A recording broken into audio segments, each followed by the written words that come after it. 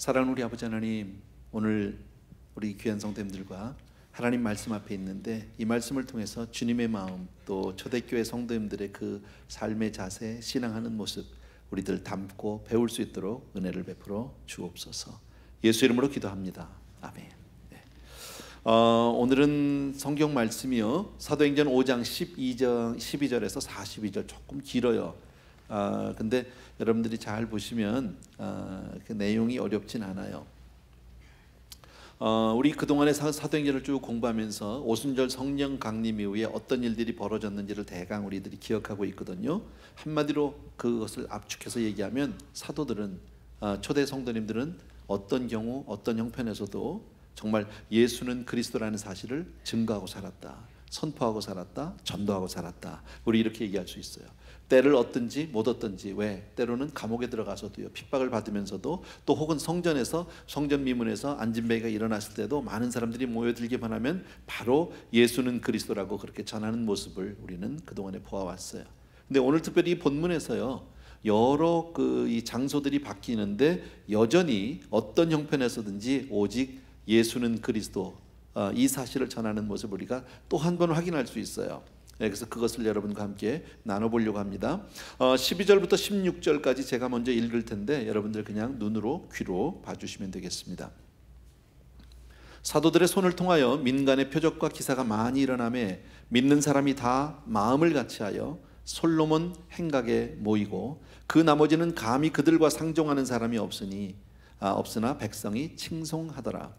믿고 주께로 나오는 자가 더 많으니 남녀의 큰 무리더라. 심지어 병든 사람을 메고 거리에 나가 침대와 요 위에 누이고 베드로가 지날 때에 혹 그의 그림자라도 누구에게 덮일까 바라고 예루살렘 부근에 수많은 사람들도 모여 병든 사람과 더러운 귀신에게 괴로움 받는 사람을 데리고 와서 다 나음을 얻으니라. 지난주에도 이 부분은 보았지만 조금 다른 각도로 제가 설명을 했는데, 솔로몬 행각이라는 곳에 굉장히 많은 사람들이 모여있다는 것을 오늘 얘기합니다. 왜요? 사도들을 통해서 많은 기적들이 납니다. 많은 표적들, 많은 병고침들이 있었습니다. 귀신들이 쫓겨나갑니다. 사람들은 그것을 원해서 많은 사람들을, 병든 자들을 메고 길거리도 나오고 혹시 베드로가 지나가다 그림자라도 한번 닿았으면 좋겠다. 어쨌든 많은 그 군중들이 몰려드는 모습을 볼 수 있어요. 그러니까 사도들을 통해서 하나님은 기사와 이적 표적을 주셨어요. 다시 말씀드리면 성령이 임하는 곳에, 성령이 역사하는 곳에 큰 부흥의 역사가 있는 줄로 믿습니다. 지난주에도 잠깐 말씀드렸는데 부흥은 사람 힘으로 안 돼요. 어떤 우리가 시스템이나 어떤 제도를 가지고, 스케줄을 가지고, 프로그램 가지고 할 수 있는 일이 아니에요. 이것은 하나님의 역사예요. 그래서 우리는 간절히 기도해야 하고요, 정말 성령께서 오늘도 역사해 주기를 우리가 사모해야 한다고 믿습니다. 근데 오늘 재미난 구절이 하나 있습니다. 12절을 시작하면서 이렇게 얘기합니다. 사도들의 손을 통하여 라는 말을 보여줍니다. 사도들의 손을 통하여 민간의 표적과 기사가, 다른 사람이 아니라 사도들만을 위해, 사도들을 통해서. 그러면 사도가 돼야만 이런 기적이 나느냐, 그렇게 얘기할 수는 없고요. 또 이것을 반대로 예수를 믿으면 모든 사람에게 기사와 이적과 표적이 나타난다, 그렇게 얘기할 수도 없어요. 그러면 사도들이기 때문에 나타났느냐? 그것도 아니에요. 왜냐하면 사도들은 자기들을 통해서 어떤 기사와 표적이 나타나는 것을 기도하거나 그들이 하나님 앞에 간구한 적이 없다라는 거예요. 여러분, 열심히 기도해서 이런 능력을 받았다? 그것도 아니에요. 사실 저 같은 사람이 제일 필요한 거죠. 어떻게 보면요, 사역을 하면서 기도만 한번 하면 막 병든 자가 벌떡벌떡 나면 얼마나 좋겠습니까?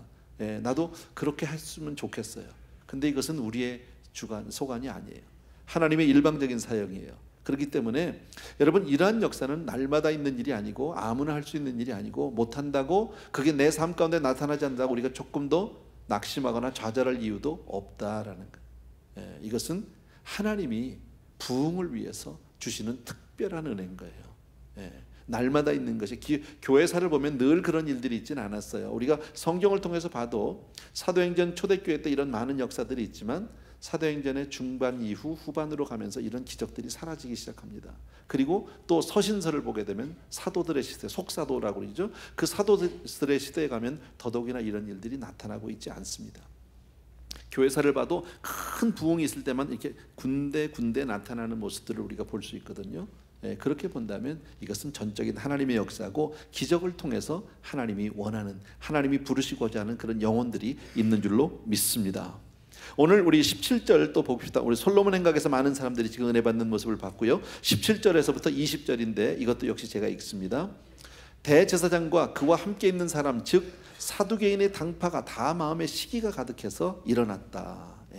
자, 사도들에게 많은 사람들이 몰려드니까 대제사장과 그리고 사두개인들 이런 사람들이 막 마음에 시기가 났어요. 그래서 사도들을 잡아다가 옥에 가두었다라고 18절에 말하고요. 19절에 주의 사자가 밤에 옥문을 열고 끌어내서 이르되 가서 성전에 서서 이 생명의 말씀을 다 백성에게 말하라 이렇게 얘기합니다. 자, 아까 솔로몬 행각에서 많은 사람들이 몰려들었습니다. 사도들을 통해서 많은 기적과 이사들이 나타났습니다. 놀라운 일들입니다. 그랬더니 한쪽에서 사두개인들 또 이 제사장들, 쉽게 말하면 종교 지도자들, 기득권자들이에요. 이 사람들이 화가 났어요. 시기가 났어요. 그리고 막 그들을 핍박하기 시작하고 그들을 잡아다가 옥에다 가뒀습니다. 이 사람들이 왜 질투했을까요? 왜 시기했을까요? 다시 말씀드리면 이제 끝까지 모든 백성들의 관심과 초점은 자기들이었었잖아요. 자기들이 얘기하면 그 말씀을 잘 들어줬고 그것 때문에 자기들이 많은 위로를 받고 힘을 얻었는데 어느 날 갑자기 모든 백성들의 사람들의 관심과 초점이 자기들이 아닌, 그것도 많이 배운 사람들도 아니고 정말 별 볼 일 없는 그런 어부들, 별 볼 일 없는 사람들에게 막 쫓아다니고 거기 가서 막 병든 자들이 일어났고 막 이러거든요. 그러니까 그게 너무너무 싫은 거죠. 자기들이 어떤 기득권이 흔들리는, 자기들의 위치가 흔들리는 그 모습 앞에 이것을 용납할 수가 없었어요. 그래서 그냥 무조건 잡아다가 그들을 감옥에다 가뒀다. 그러니까 사실 이 사두개인들 입장에서는요, 이 기득권자들 입장에서는 아나니아 삽베라 사건이라든지 성전 미문에서 일어난 안진뱅이 전혀 이 사람들은 그런 관심도 없는 거예요. 그런데요, 사실은 그런 역사를 보면서 자기 자신을 돌아보고 하나님 앞에 회개하고 정말 다시 한번 하나님께 매달리는 역사가 있어도 모르겠는데 전혀 그런 모습이 없고 자기들 현재 위치만, 어떤 자기들의 어떤 그 기득권만 주장하는 모습을 우리가 볼 수 있다라는 거예요. 특별히 오늘 보면 17절에 사두개인 당파라는 말을 쓰고 있거든요. 근데 이 사두개인이라는 사람은 어떤 사람이냐면 분명히 그 당시에 종교 지도자예요. 그런데 이 사람들은 내세를 믿지 않는 사람들이에요. 어떤 기적 이런 거 믿지 않아요. 병고침 이런 것도 없어요. 더군다나 천사, 부활 하나도 믿지 않아요. 이 사람들은요. 그리고 그렇게 늘 가르쳤어요. 자기들은요. 그렇다고. 그런데 지금 문제가 뭡니까? 지금 이 사도들에 의해서 많은 사람들이 막 동요되고 거기에 몰려들고 하는데 이 사람들은 어떤 사람들이에요? 예수가 자기들이 정말 이 종교 지도자들과 더불어서 연합해서 예수를 정죄하고 십자가에 못 박아 죽게 하고 그리고 땅에다 묻었거든요. 성공했다고 생각했는데 지금 이 사람들이 나와서 하는 얘기가 뭡니까? 그 예수가 다시 살았다, 부활했다. 이건 자기들하고 관계없는 얘기예요. 믿지도 않는 얘기예요. 그런데 자기들은 부활을 안 믿, 그런 거 없다라고 그 개념 자체도 부인했던 사람들이지만 부활이 입증돼 버렸어요. 사도들에 의해서요. 그죠? 천사? 천사는 그런 거 없다 그랬는데 천사가 또 입증되는 모습이 바로 아까 우리 19절과 20절에 보면 나와요. 사도들을 감옥에다 내놓고 잡아다 놨어요. 근데 주님께서 그날 밤에 천사를 보냈어요. 그리고 그냥 그 감옥 안에 천사가 나타나가지고 야 나가자. 깜짝 놀랐어요. 제자들은 어떻게 나왔는지도 몰라. 그냥 쑥 나왔어요. 뭐 감옥 문이 열린 것도 아니고 옥토가 흔들린 것도 아니고 뭐 간수들이 갑자기 다 없어진 거 다 있어요. 감옥 문도 그대로 잠겨 있고 간수들도 그대로 있는데 어쨌든 천사가 와서 제자들을 그냥 쑥 데리고 나갔어요. 나가더니 어디로? 성전으로 가서 너희는 이 생명의 말씀을 전하라 그랬어요. 말씀을 말해라.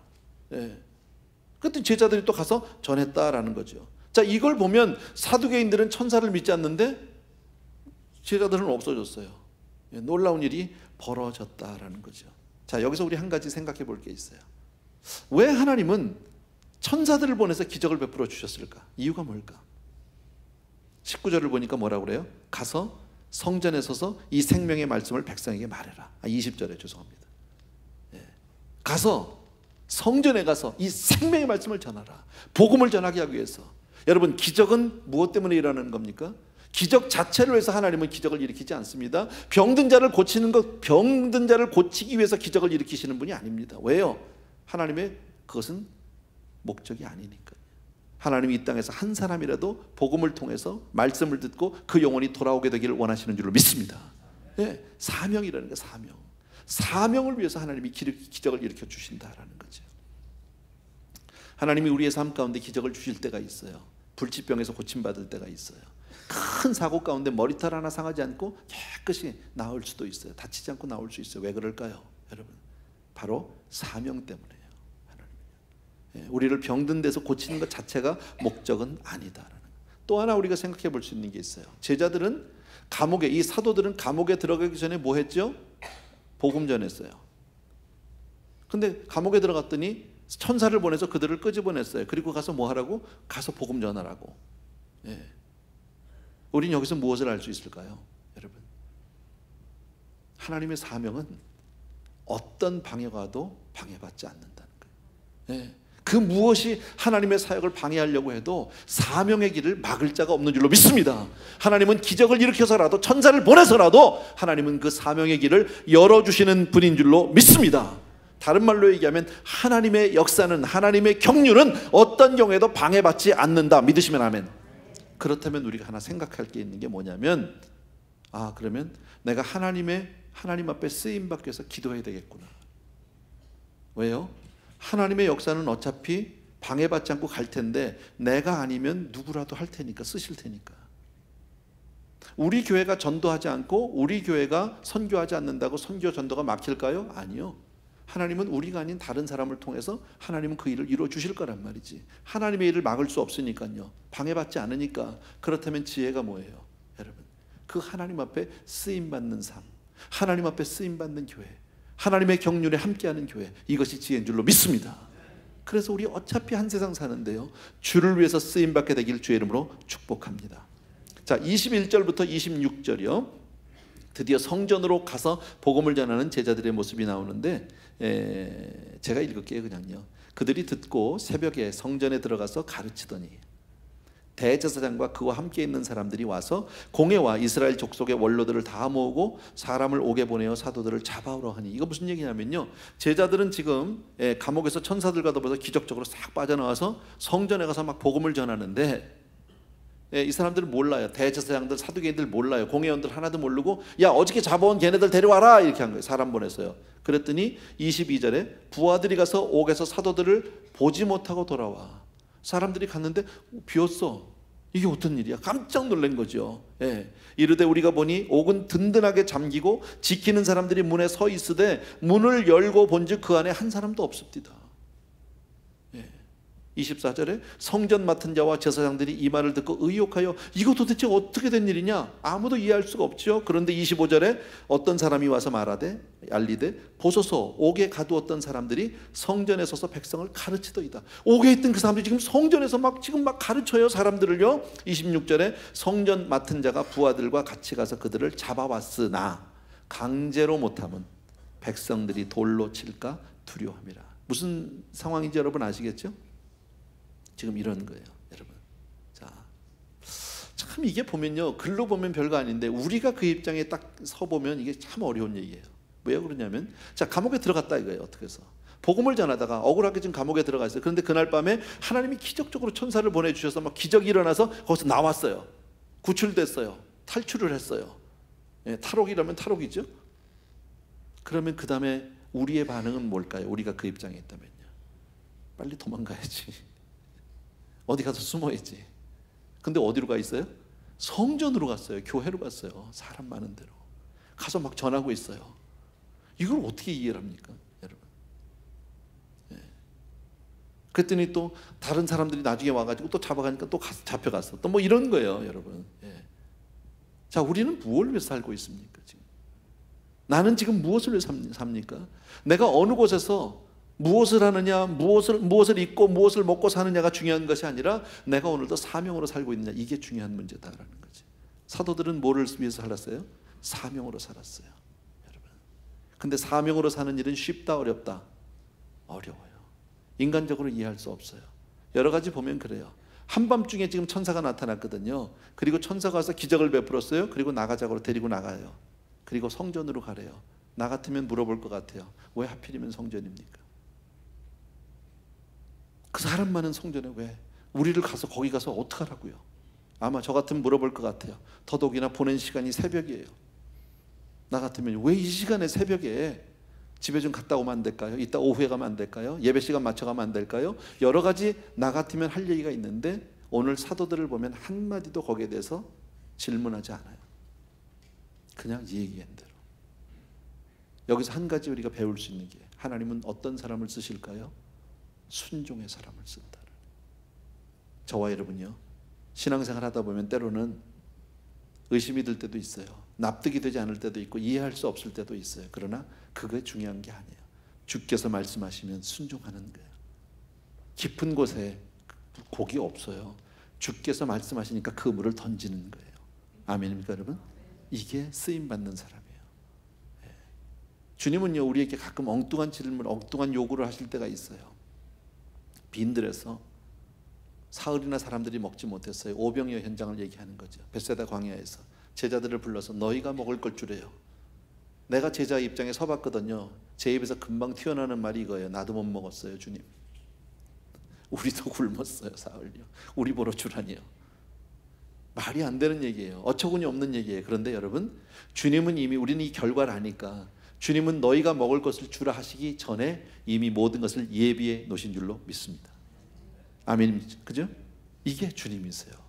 그래서 인생은요, 아무리 지혜롭고 똑똑한 것 같아도 하나님 앞에 순종할 때 그때의 삶이 가장 지혜로운 거예요.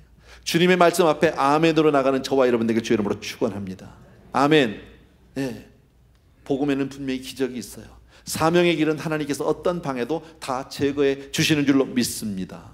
그런데 이것은 믿음의 사람에 관한 이야기예요.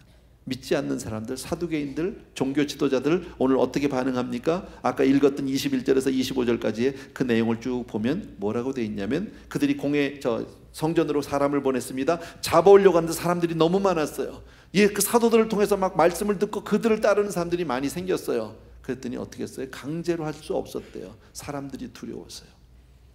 억지로, 공권력을 가지고 있는데도 강제로 할 수 없었어요. 왜요? 두려우니까요. 사람들이 두려우니까요. 여러분, 믿지 않는 사람과 믿음의 사람의 차이가 뭐예요? 믿음의 사람은 하나님을 두려워해요. 그 성경이 우리에게 그렇게 말씀하잖아요. 지혜의 근본이 뭐예요? 하나님을 두려워하는 거, 하나님을 경외가, 하나님을 경외하는 것이 지혜의 근본이라 잠언 1장에 나오는 말씀이죠. 우리 너무 잘 아는 말씀이요. 예. 정말 저와 여러분의 인생이 늘 하나님을 두려워하게 되길 주의 이름으로 축원합니다.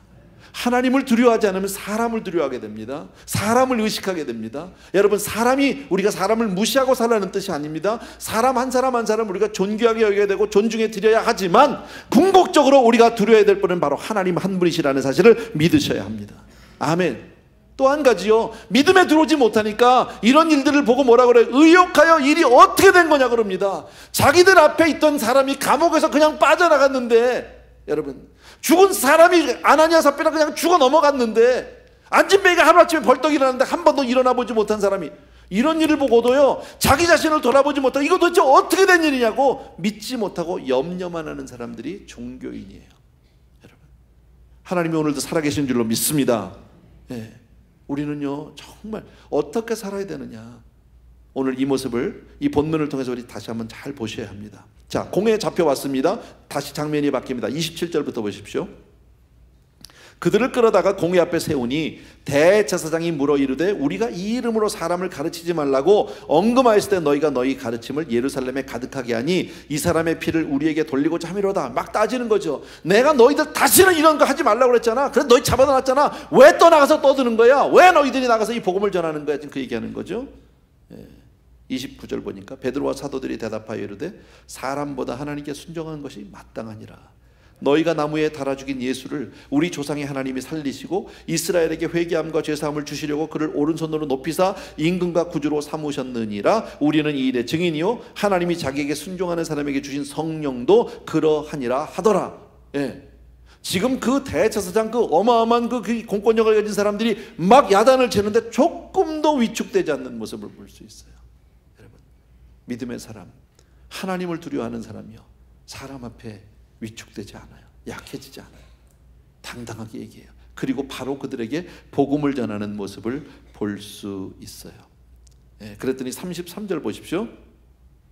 그들이 듣고 크게 놓아야 사도들을 없이 하고자 할 때, 들으니까 이것들이 뭐 조금도 막 굽히질 않으니까, 예, 이 사람들 입장에서 이거 안 되겠다, 다 죽여야 되겠다고 막 하는데 34절부터 보면요, 바리새인 가말리엘은 율법 교사로 모든 백성에게 존경을 받는 자라. 공회 중에 일어나 명하여 사도들을 잠깐 밖에 나가게 하고 그랬어요. 가말리엘이라고 하는 한 사람이 그 자리에 있었는데, 이 사람은 아주 모든 율법사 중에 아주 선생님이고 많은 사람의 존경을 받는 사람이에요. 권위가 있는 사람이겠죠. 그때 이 사람이 잠깐만, 제가 좀 드릴 말씀이 있는데 저 사람들 좀 내보내고 우리끼리 얘기합시다. 사도들을 잠깐 내보냈어요. 그리고 자기들끼리 얘기합니다. 그리고 뭐라고 얘기하느냐면 36절 보십시오. 35절 말하되 이스라엘 사람들아, 너희가 이 사람들에게 대하여 어떻게 하려는지 조심해라. 첫 번째가 조심해라. 36절에 이전에 드다, 사람 이름입니다.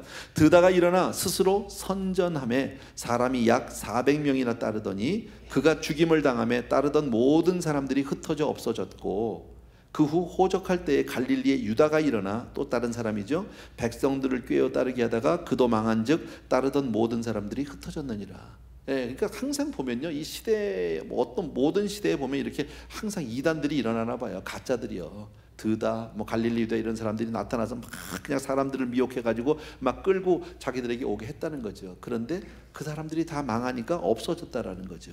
따르던 사람들이 다 흩어졌다. 자, 38절 보십시오. 이제 내가 너희에게 말하노니 이 사람들을 상관하지 말고 버려두라. 이 사상과 이 소행이 사람으로부터 났으면 무너질 것이요, 만일 하나님께로부터 났으면 너희가 그들을 무너뜨릴 수 없겠고 도리어 하나님을 대적하는 자가 될까 하노라 하니. 참 맞는 얘기했죠. 이 사람들 대적하지 마라. 만약에 사람으로부터 나온 거면 이 사람들이 그냥 없어질 거야. 얼마 있으면 다 없어질 거야. 쓰러질 거야. 그러나 하나님께서도 만약에 나왔다면 이 사람들의 소행을 우리가 막을 수도 없고, 하나님이 하시는 일이니까 혹시 이 사람들을 막으려 하다가 하나님을 대적하게 되는 게 아니냐. 아주 맞는 얘기를 했어요. 그랬더니 40절에 그들이 옳게 여겨서 사도들을 불러들여 채찍질하며 예수의 이름으로 말하는 것을 금하고 놓아줬다. 그냥 풀어줄 수는 없으니까 몇 대 줘받고 내보냈다. 지금 그 얘기죠. 자, 그런데 지금 사도들이 아무것도 한 게 없어요. 자, 감옥에 있을 때는 천사를 보내서 기적을 통해서 나왔고요, 가서 생명의 복음을 전하라니까 나가서 복음을 또 전하고요, 있을 수 없는 일인데 전했어요. 그랬더니 거기가 또 공권력이 와서 또 잡았어요. 그리고 이번에는 공회에 가서 막 그들 신문을 받다가 이번에는 자기들끼리 여차하니까 건드리지 말자 그러니까 차마 그냥 내보낼 수 없으니까 몇 대 때려서 내보냈다. 지금 그 얘기예요. 어렵지 않죠, 내용은요, 그죠?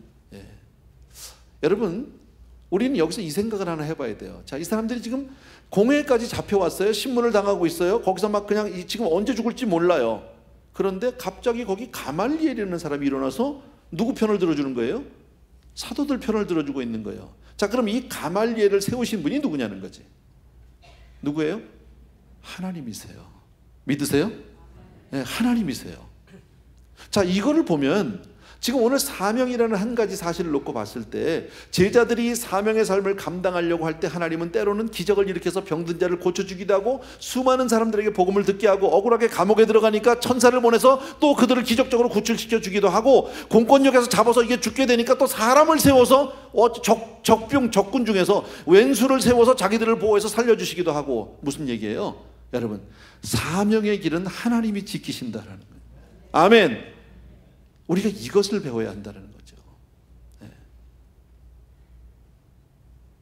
그리고 41절과 42절 같이 읽어야 돼. 이거요. 다 같이 시작. 사도들은 그 이름을 위하여 능력받는 일에 합당한 자로 여기심을 기뻐하면서 공회 앞을 떠나니라. 그들이 날마다 성전에 있든지 집에 있든지 예수는 그리스도라고 가르치기와 전도하기를 그치지 아니하니라 그랬습니다. 조금도 위축되지 않는 모습을 볼 수 있는데, 이 사도들이 나오고 나서 공회에서 풀려나고 난 다음에 풀려난 것으로 기뻐했다예요?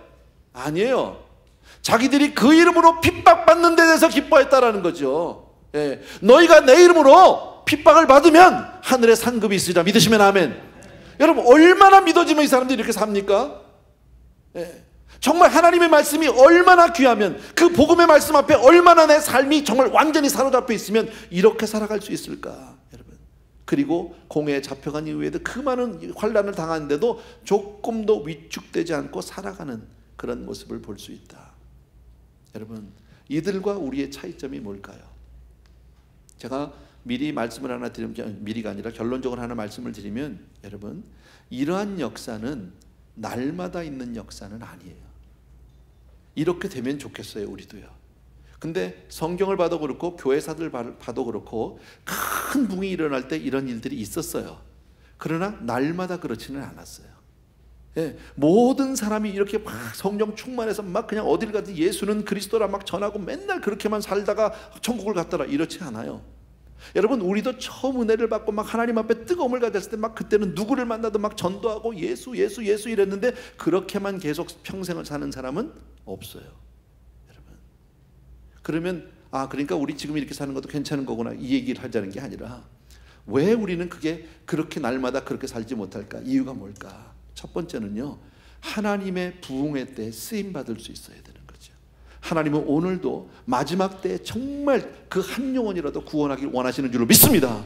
누구를 통해서든지 하나님은 이 일을 통해서, 이 일을 위해서 사용하실 거예요. 그래서 우리가 기도해야 하는 거예요. 사모해야 하는 거예요. 하나님 앞에 어차피 한 번 왔다 가는 인생에서 주님 앞에 쓰임받는 인생 되게 하여 주시옵소서. 그리고 성령께서 감동 주실 때 순종의 사람 되게 하여 주시옵소서. 아까 말씀드린 대로 하나님이 우리에게 말씀하시면 반드시 우리에겐 위기감이 있어요. 하나님의 섭리가 임하면 사람은 누구나 다 거기서 갈등하게 돼요. 아시겠어요? 여러분, 홍해 바다를 건널 때 하나님의 뜻은 이미 정해져 있지만 그 일을 순종하는 사람들에는 굉장한 갈등이 있는 거예요. 이걸 가야 하나 말아야 하나. 베드로에게 정말 주여 주시면 나를 오라 하소서 그랬더니 와라 그랬습니다. 배 위에서 막 풍랑이 일어나고 있는데 발을 내딛는 것은 굉장한 갈등입니다. 그러나 와라 하는 주의 음성을 주님의 음성으로 듣고 나가면 무리를 걷게 되는 거예요. 아멘. 나는 저와 여러분의 삶이 이러한 삶이 되기를 간절히 소원합니다. 날마다 우리가 기적 속에 살아갈 수는 없겠지만 사명을 감당하는 일 가운데 하나님은 기적을 일으켜서라도 우리를 사용해 주실 줄로 믿습니다. 예, 이것이 우리가 마지막 때 해야 하는 일이에요. 그래서 이것을 우리가 정말 육신의 마음을 이기고 정말 보이는 환경, 세상을 이기기 위해서 우리에게 필요한 게 뭐예요? 기도해야 하는 거예요. 한번 따라 합시다. 수요일은 기도하는 날입니다. 예, 옆에 사람하고 수요일 날 꼭 오세요. 한번 인사하세요. 우리 지난주에 우리 기도회했잖아요. 그죠? 같은 수요 예배 시간이지만 수요 기도회로 우리가 모였잖아요. 얼마나 좋았습니까? 오신 분들은 아마 다 알 겁니다. 얼마나 우리 성도님들이 기도에 메말라 목말라 하는지 내가 그날 알았어요. 예. 제가 원래 기도 제목을 쭉 하면서 이거 한 30분이면 되겠구나 그랬거든요. 기도 제목 2개 했는데 30분 기도했어요. 나중에 그냥 대충 얼버무려가지고 끝내고 말아서 시간이 없어서요. 얼마나 열심히들 기도하는지 몰라요. 아마 다 그날 오셨던 분들 경험했을 겁니다. 여러분, 기도를 통해서 우리가 세상을 이기는 능력을 받게 될 줄로 믿습니다. 그래서 정말 주님 앞에 갈 때까지 우리가 한번 쓰임받다 가는 인생 되면 얼마나 좋을까. 아멘입니까 여러분? 예. 그런 의미에서 우리 찬양 하나 하면서 잠깐 시간 지났지만 기도하겠습니다. 찬양을 통해서 우리 고백하는데 아까 우리 드렸어요. 주님 다시 오실 때까지 우리 찬양팀 도와주시면 좋겠습니다. 우리 가사를 잘 보시면서요, 믿음으로 고백하는 시간 됐으면 좋겠습니다. 주님 다시 오실 때까지 나는 이 길을 가리라.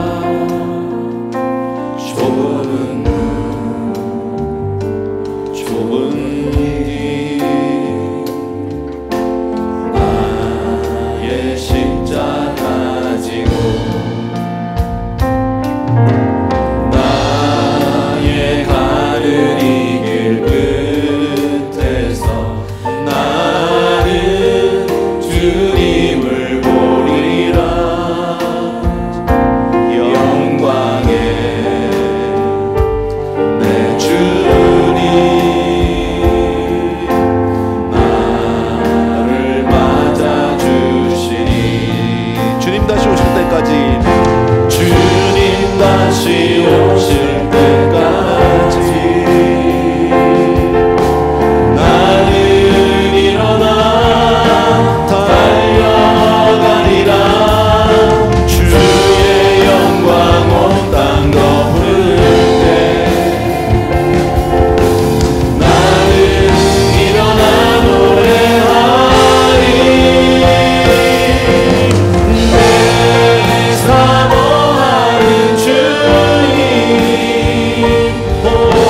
세상 구주시라.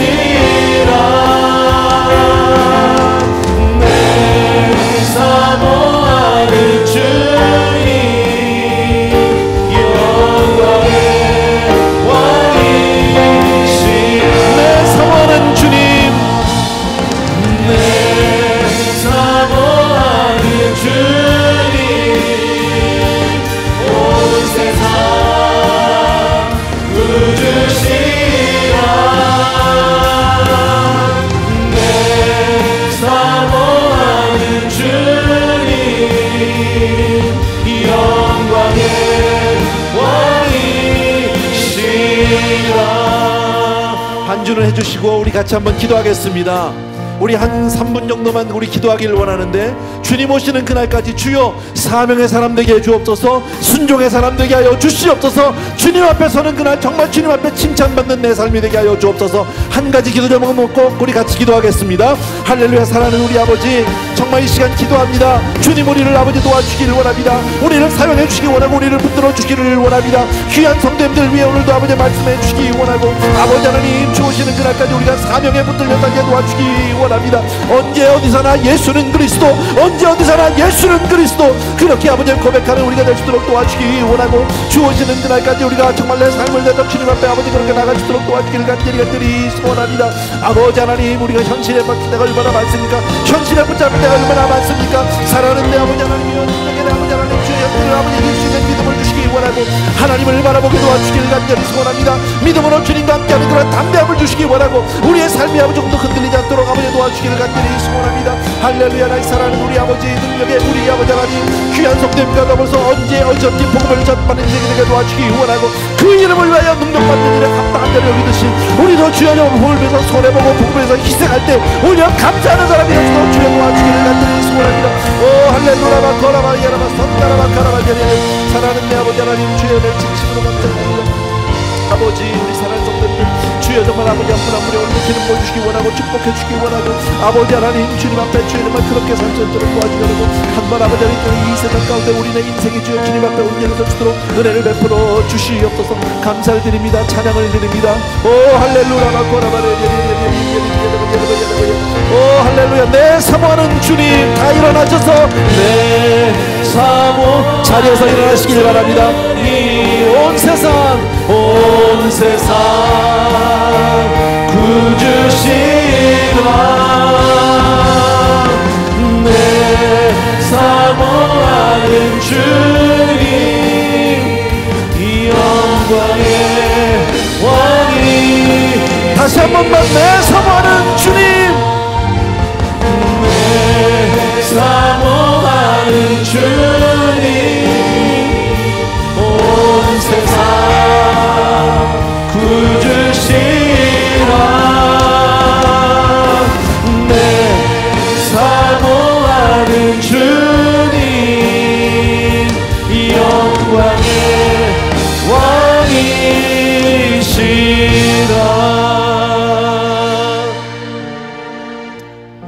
그렇습니다. 아버지 하나님, 정말 주님만이, 예수 그리스도만이 우리의 구주가 되시고 아버지의 우리의 왕이 되어주심을 진심으로 감사를 드립니다.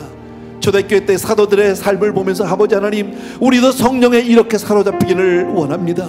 아버지, 우리는 예수를 믿으면서 얼마나 세상 가운데서 아버지 세상과 신앙 가운데서 갈등할 때가 많이 있었는지 모릅니다. 사랑하는 아버지, 오늘 이 시간을 통해서 또 한 번 우리 사랑하는 성도님들의 마음에 결단을 주시기 원하고, 정말 아버지 우리가 분명히 믿음으로 사는 그 길을 선택할 수 있도록 도와주시옵소서. 아버지, 하나님이 우리를 사용하시길 원하고 우리에게 마지막 때를 맡기신 줄로 믿습니다. 아버지, 우리가 그렇게 사명 감당할 수 있도록 성령 충만케 하여 주시옵소서. 오늘도 예배 주심을 진심으로 감사하고 귀한 성도님들과 더불어서 아버지 예배를 통해서 내 마음을 정합니다. 귀한 성도님들이 오늘도 아름다운 예물들을 저마다 준비해서 주님께 올려드립니다. 받아 주시옵소서. 이제는 우리 주 예수 그리스도의 은혜와 하나님 아버지의 그 무한하신 그 사랑하심과 성령님의 성령 충만하심과 정말 아버지 하나님 주여 우리에게 기름 부어서 내주 아버지의 교통역사 충만하심이 이 시간 우리 모든 사랑하는 성도님들을 위해 이제로부터 영원토록 함께 계실지어다.